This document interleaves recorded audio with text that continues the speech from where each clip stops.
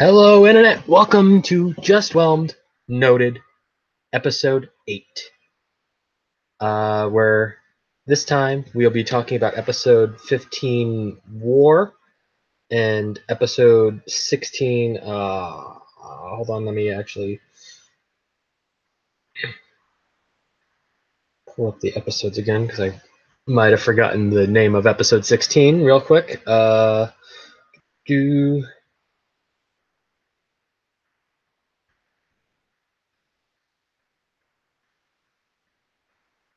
And Episode 16, Complications. There we go. That was it. So, yeah, we've got these 15 and 16. There's 4 more episodes after these, which means 2 more episodes of this after this. So we're getting close to the end of all the episodes that are currently out. And if it sounds like I'm stalling, I'm waiting to hear back from Joe, because usually he would say if he is or is not going to be on the show by this point. He has not. So I can only assume that he's probably asleep, if I had to hazard a guess. So maybe you know Joe, maybe yes, Joe. I don't know. But we're going to press on anyway. So, episode 15. We start off the episode. This is why time is important to the series. Is that it starts off on Rimbor, which is where the trial that the Justice League is going through is taking place. And this is during April 1st or 2nd, where if you don't know, that is when, if you don't remember, that is when the Reach officially announced themselves on to be coming to Earth. So you get this whole bit of trial that's going on, and all of a sudden, everybody in the audience and the judge and whatnot, all these screens pop up, and it gets announced essentially universally that the Reach has laid claim to the Earth, which means that due to a treaty between the Guardians and the Reach, no Green Lantern can return to Earth ever. And all the Green Lanterns had left Earth to help with the trial, especially since John is one of the members that are on trial.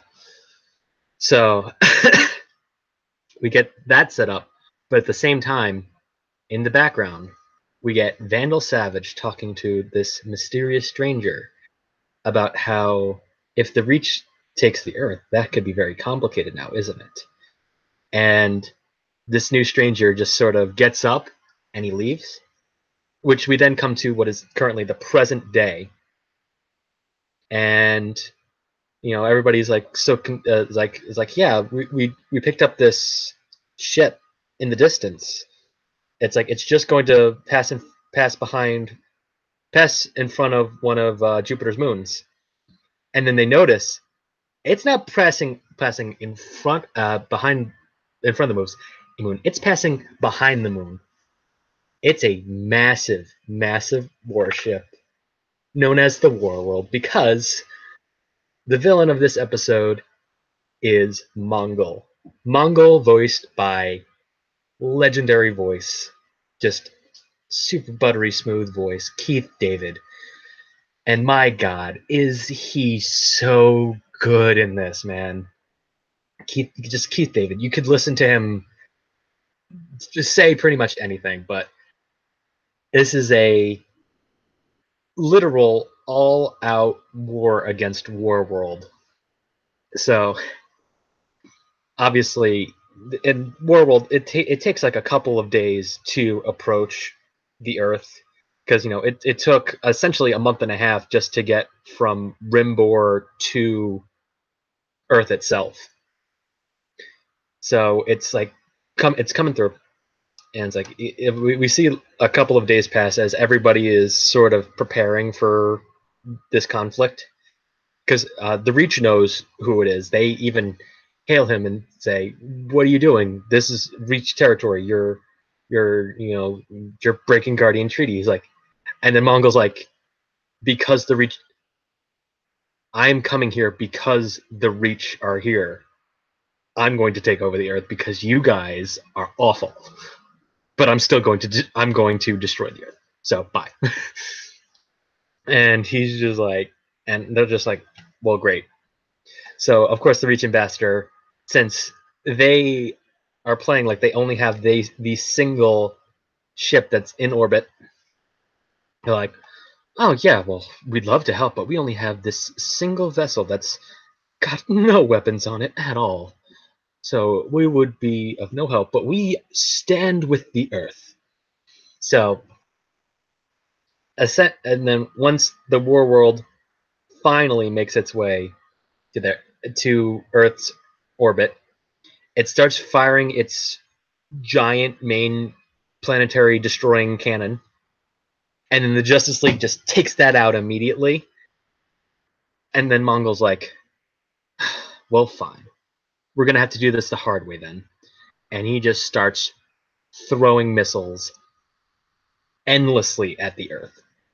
So we've got the Justice League and, a couple of other people just working to get the missiles done. But in the meantime, the team has infiltrated Warworld. So they are broken up into 4 squads. Alpha, it's headed right for Mongol, and that's like Superboy, Wolf, Wonder Girl, and Arsenal is what as Alpha this episode. Then we get Beta, which is, I believe, I think Beta is Mal, Bumblebee, and Sphere. Their job is to take out the self-sustaining power source. And then Gamma, that is Blue Beetle, who, if you forgot, is under the Reach's control. We got Blue Beetle, Impulse, and Beast Boy. And they're going after this crystal key that without it, the world just would not operate at all. And then we've got, I think, Batgirl and Robin in the bioship, just sort of laying low on the surface of Warworld, trying to take out some defenses to ease some of the issue that the Justice League are having. So, of course, then this entire episode is the end of the whole Mal Karen conflict of Mal feeling that he's not being appreciated by her. It's a lot of very heavy relationship drama between those two, because Mal just, it's like he's a superhero now, but he feels like he just isn't getting the respect he deserves from his girlfriend, and that sort of just like it's interfering with everything that's going on. And also the Warworld has these like sort of attack drones that keep trying to spoil everybody's fun, essentially. So Alpha gets to Mongol's chamber, and then Mongol is just like, please, you're the attack squad, huh? Are you kidding me? And then it's like Superboy rushes him, and then Mongol's just like, he just stops him. He's like, do you really think your planet is the only one that had a red sun? Seriously? And he just sort of wrecks Superboy, wrecks Wonder Girl, wrecks Arsenal. I think wrecks Wolf as well. Wolf is just sort of, it's like Wolf is just sort of there on the squad. He's like, he's not really pulling his weight, unfortunately, in this episode, which makes sense. There's so many characters this episode, but a lot of them just don't have any lines. Like Beast Boy, he's a member of Gamma, but he stays an animal for the majority of the time, and he says no dialogue. Which, okay, sure. So, they get knocked out. We get Mal and Bumblebee making it to the power source, and Bumblebee's just having no luck disabling this thing. And in the meantime, uh, Mongol's just like, this would have gone over fast if you didn't take out my main cannon. So I'm gonna have to do this the fun way. And he just starts throwing even more missiles, like more than the Justice League and the military combined can handle. So the Reach Ambassador, who obviously is both looking through the eyes of Blue Beetle the entire time and watching ahead, he has to make the call to retrieve his fleet from the depths of the sea and just start throwing them at these missiles. And they lose a ton of ships. But at the same time, the threat is neutralized, sort of, as like it's at least being held off. They're now a little bit more even strength at this point. So, with more back and forth between Bumblebee and Guardian, uh, uh, it's like they're having this whole conversation about how they're having that they can't reroute the power, and then Mal's just like, "Well, reroute it somewhere useful," because he's just like sort of they're just trying to do anything, and then Bumblebee has the brilliant idea to reroute all the power of Warworld directly into Mongol, and it like shocks him, and he's like just becomes off balance, and then Alpha uses this opportunity to just take him out. They knock him down. They tie him up with Wonder Girl's lasso, and it's all good. So they start taking Mongol. The power's down. Blue Beetle and Impulse grab the crystal key, and everybody rendezvous back at the cargo bay. So everybody meets up. Blue Beetle's holding the crystal key. Obviously, we get the Reach Ambassador saying, it's like the sacrifice was worth it. We have the key to the world. So there's obvious radio communication between all the different squads. Alpha's the one that's taking the longest. Mal and Karen have their reconciliation that Mal's been too focused on holding on to the past of high school, but also at the same time, Karen's been taking Mal for granted, and she just feels knowing the fact that Mal will always be there for her helps her so much. So they kiss, and then the other team, the Alpha Squad finally comes in, and then Arsenal's just like, man, when do I get one of those rewards? And then Wonder Girl just sort of kisses him on the cheek, and Arsenal's just like, let's just start. So that's just great. And then Blue Beetle's like, well, it looks like the gang's all here. And then he hits Impulse in the back of the head with the crystal key and just starts wrecking the team. He absolutely decimates them. It's like he's like taking them out one by one. Everybody's like, Blue, what are you doing? What's going on? And then, of course, Arsenal, who spent years being kidnapped by the light, panics, and he opens the airlock. Sphere gets sucked out of the airlock. So Sphere's gone. Everybody else manages to stay. Blue Beetle knocks out the controls of the airlock. And because of this, there's almost no air in the room left. And as soon as Blue Beetle says this, Arsenal literally just reaches out and grabs a rebreather. Okay, I'm good. And then he just sort of, grapples off. He manages to escape, but the rest of the team gets captured. Yeah, that's a lot of missing members of the team at this point. So that's episode 15. Episode 16 has almost nothing to do with episode 15 because it's the finale of the Miss Martian kidnapped on a submarine story. So this entire episode, it's got a little side plot of Nightwing, who wasn't on Warworld because he was in the Watchtower, coordinating between the teams, along with Aquaman. Yeah, because that actually makes a lot of sense. Aquaman would be absolutely zero help in a space battle. But just the entirety of the not submarine plotline is Nightwing talks to Blue Beetle, trying to figure out what went wrong. Blue Beetle's like, a boom tube opened up, and then I flew up and out. It was instinct, man. But as soon as I could do anything, the boom tube closed. Everybody was gone. It must have been Mongol, I guess. So they're like, oh well, it's fine. And then Blue's like, it's worse than that though.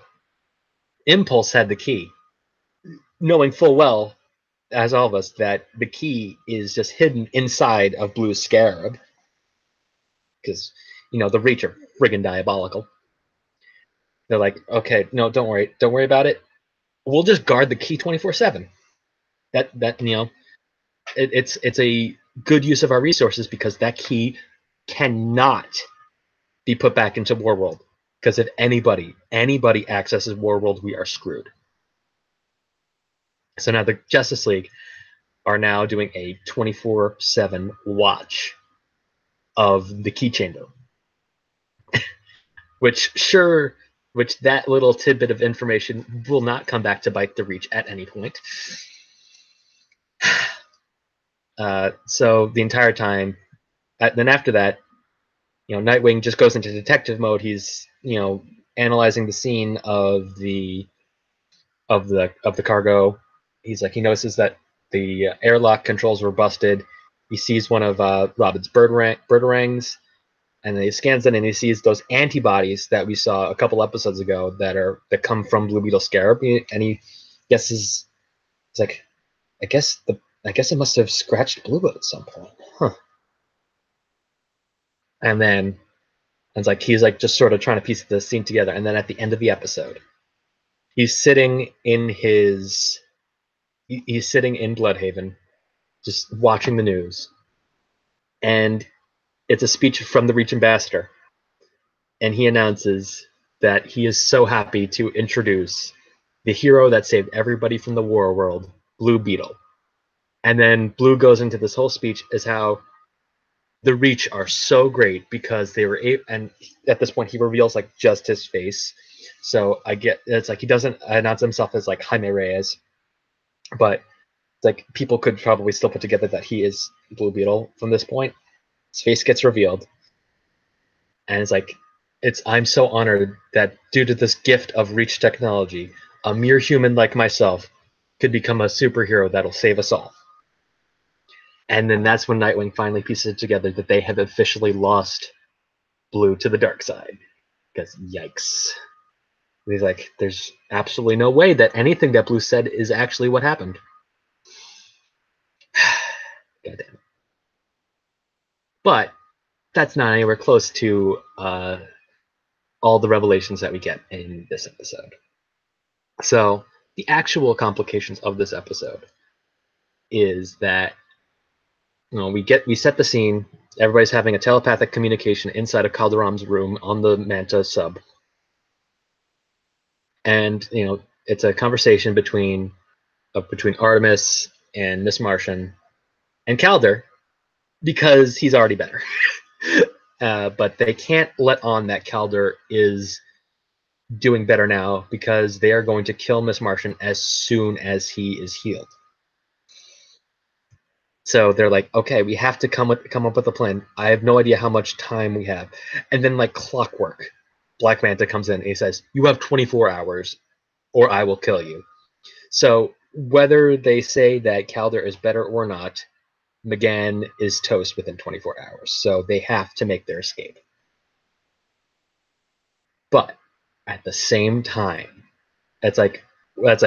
we see like a little bit of what's going on with the Manta Flyer and the Manta Sub. It's like they're like going down through this trench. They make a turn, and just for a brief moment, it's out of view of Deathstroke sitting in the Manta Flyer because he still has to stay out of range of Miss Martian's telepathy. And using this opportunity, we get Sportsmaster and Cheshire invading Manta's sub. So now they are finally enacting their plan to get revenge on Black Manta and Aqualad. So Artemis, posing as Tigress, obviously, announces over the radio to Deathstroke that it's been hours. She needs a break. She needs some air. She needs some coffee. So she leaves, and they sort of just very obviously, it's like, this is not what Artemis is doing at all. She literally walks by, sees one of those Manta soldiers. He's just like, hey, you want any coffee? Fresh pot. And she's like, no, I'm good. And just continues walking because she is on a mission to go to the control room and deactivate McGann's collar. Unfortunately, this is almost immediately when Cheshire gets through the air duct and lands in Calderon's room. Now, as soon as this happens, McGann's like, Cheshire, wait, no, you don't understand. And then through telepathy, and then Deathstroke deactivates the telepathy. And then Chester's like, wait, what don't I understand? Talk to me. But he can't because that camera's got audio. She can't say it out loud because Deathstroke will hear. So, and then it just becomes this whole sort of stalemate situation where McGann is just desperately trying to tell Cheshire that things are not what they appear to be. And there's this whole standoff that's going on. And Sportsmaster, he's going right for Black Manta. And he's just like, I'm taking you out, Manta. Your son killed my daughter. I'm not messing around, dude. I'm done. You're dead. And it's just like this great fight scene between Black Manta and Sportsmaster, and it's so great. So great. Finally, Artemis is able to find the controls to the collar, but unfortunately at this time, Cheshire had already knocked McGann out, but McGann has taken out the camera, which then allows Calderon to try to explain the situation to Cheshire now that he is no longer bound by the fact that he has to pretend that he is still broken. But she doesn't believe it at all. So Artemis, it's like she leaves the control room and encounters the fight between Manta and Sportsmaster. Meanwhile, the entire time, she's just desperately trying to get McGann's attention through the telepathy, through the mental link. And she now has to fight her father. And it's like, it's just like this whole situation where it's like there's like a lot of almost killing blows in this battle because these are two very skilled fighters. And it's like they're coming blow for blow. McGann finally comes to her senses and is like, all right, that's enough. We need to get everything all settled. It's like Calder and Cheshire are fighting. Sportsmaster and Artemis are fighting. She's like, enough. And then she brings everybody into Artemis's mind. And that's important. And she reveals everybody's identity. But in revealing Calder's identity, he literally gains a shirt. Everybody else's masks come off and Artemis's disguise dissipates. But Calder gets a shirt because it's like, I'm tired of being shirtless. It's like, okay. It's like, and then Tigress, Cheshire, yeah. Artemis is explaining everything that's going on. They show the scene of Calder very obviously not actually stabbing Artemis, and that she's been undercover this entire time. And then Cheshire's like, no, I believe this. I honestly do. I can literally feel your presence here, Artemis. But Sportsmaster's having none of this shit. And then Cheshire's like, don't you feel her presence? And then Sportsmaster's like, I don't even feel your presence here. And then Cheshire's just like, you know what? He's hopeless. And Artemis is just immediately like, you know what? I'll convince him. Don't worry. And then everybody's like, they go back into their bodies. This took like a millisecond. Sportsmaster's about to javelin Tigris in the face, and then Artemis uses a move, and then Sportsmaster is just like, I taught you that move. And then Artemis is just like, duh, Dad. and then Sportsmaster is like, so you and Aqualad are undercover to stick it to Black Manta and the Light. Now that I can live with. and it's like, okay, but we still gotta pretend like we're fighting, and I need a favor from you. And we later find out what this favor is that Sportsmaster blows up the control room so that nobody could ever find out that that she turned off the control for the collar, which makes sense. We wouldn't want that at all. So we go through. Now McGann has phased through her collar, so it's there's no threat to her life anymore. And like the entire time, she's like sort of vaguely threatening Manta and whatnot. And it's like she has like a telepathic conversation with Cheshire. I know we'll never be friends.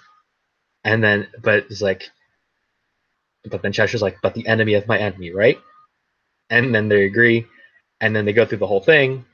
And it's like I want my revenge. Leave. I will allow you to leave because you facilitated my escape. But this is my battle, which then Calder uses as an opportunity to sort of fake the final push into getting better, so they can go back to being an actual mole, obviously. And he sort of hits McGann, and McGann phases down. What a novel concept. She phases down. That's a reference to last week's Down pilot, if you haven't watched it.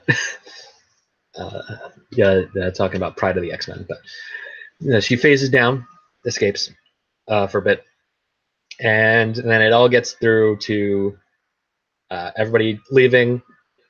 Deathstroke obviously makes his return and tries to stop Sportsmaster and Cheshire from escaping. And then it gets through a whole battle. And all the time, McGann and Artemis having conversations through the mind link, and they're just like leave. You're and then McGann's like, you're lucky I'm allowing you to leave, so leave. And then Sportsmaster's just like, fine, we're gone. And they make their escape, and then they keep fighting, and then eventually just gets to the point where Artemis is like, McGann, leave before he captures you again. And McGann's just like, oh right, sure. And then she's like, oh right, sure, and sorry. And then Artemis like, sorry for what? And she literally throws Deathstroke into her essentially, and it knocks them back. McGann makes her escape, and other than the fact that the team is 85% missing and Blue has turned to the dark side, other than that, it's a pretty happy ending. Given the state that the team is in at the moment, but still, Miss Martian is now regained confidence in her abilities, and Calder can now finish his job of being a double agent. And at the very end, we get the scene in Gotham City where it's Cheshire picking up Leanne from her mother, and then her mom's having this whole conversation of cherish this time you have with your daughter. You don't know when it's all going to end. And then, of course, Jade is just like, Mom, I have something to tell you about Artemis. It's good news. And then obviously she told Artemis that it told her that Artemis is still alive and undercover, being a big help to the heroes right now. So yeah, that's the conclusion. That's the sort of conclusion to that storyline. We get like another episode of the actual conclusion to the Calder and Artemis undercover part of the storyline, but we got 4 episodes left after this, guys, and a million plot threads to go. And the good thing about season 2 of this is that they take these 4 episodes, and instead of stretching out all the stories along these 4 episodes, they use each episode to sort of resolve a plot line. Like with episode 15, it was the resolution of the Mal Karen storyline that had been going all season. In episode 16, it's the sort of resolution of McGann, of the whole story of McGann being too confident in her powers and being having no confidence in her powers, and then just sort of bringing her back to where she really should be.